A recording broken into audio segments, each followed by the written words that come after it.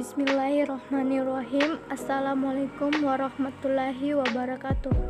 Kali ini saya akan mempresentasikan tugas Pancasila pertemuan ke-11.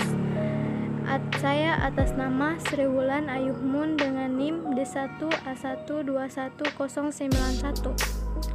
Pembahasan yang pertama yaitu membangun argumen tentang dinamika dan tantangan Pancasila sebagai ideologi negara.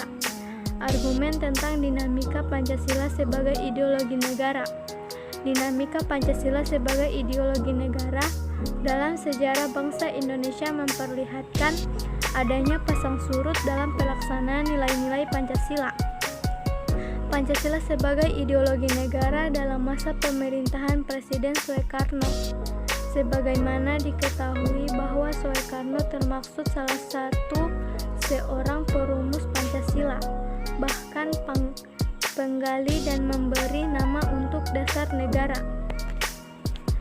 Pancasila sebagai ideologi dalam masa pemerintahan Presiden Soeharto diletakkan pada kedudukan yang sangat kuat melalui TAP MPR nomor 11 1978 tentang pemasyarakatan P4.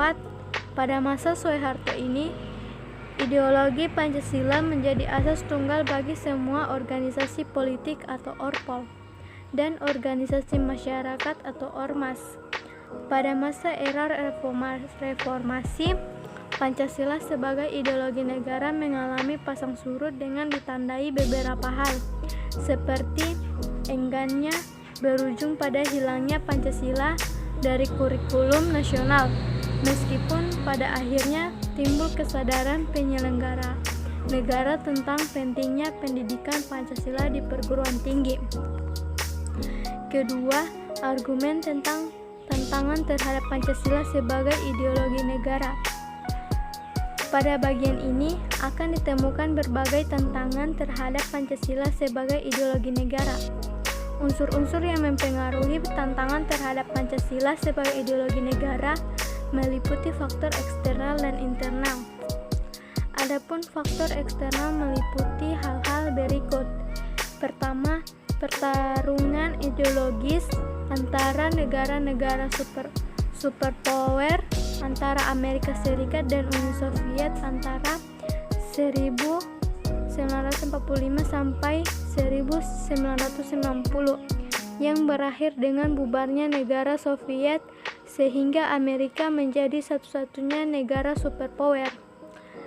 Bagian B, menguatkan isu kebudayaan global yang ditandai dengan masuknya berbagai ideologi asing dalam kehidupan berbangsa dan bernegara karena keterbukaan informasi.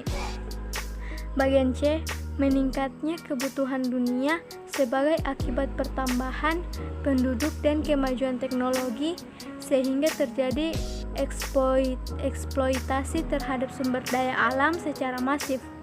Dampak konkretnya adalah kerusakan lingkungan seperti banjir, kebakaran hutan. Adapun faktor internal meliputi hal-hal berikut. Pertama, pergantian rezim yang berkuasa melahirkan kebijakan politik yang berorientasi pada kepentingan sekelompok atau partai sehingga ideologi Pancasila sering terabaikan. Bagian B, penyalahgunaan kekuasaan korupsi mengakibatkan rendahnya kepercayaan masyarakat terhadap rezim yang berkuasa sehingga kepercayaan terhadap ideologi menurun drastis. Ketidakpercayaan terhadap partai politik atau parpol juga berdampak terhadap ideologi negara sebagaimana terlihat dalam gambar berikut ini. Berikut ini adalah gambar ketidakpercayaan masyarakat terhadap partai politik. Itulah hasil presentasi saya kali ini.